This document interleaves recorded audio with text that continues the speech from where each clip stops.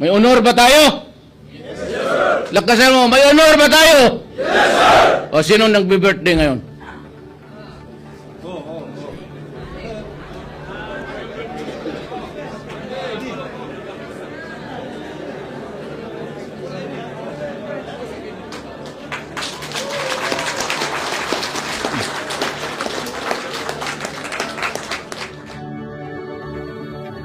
Maaring sa iba ito parang maliit na bagay lamang.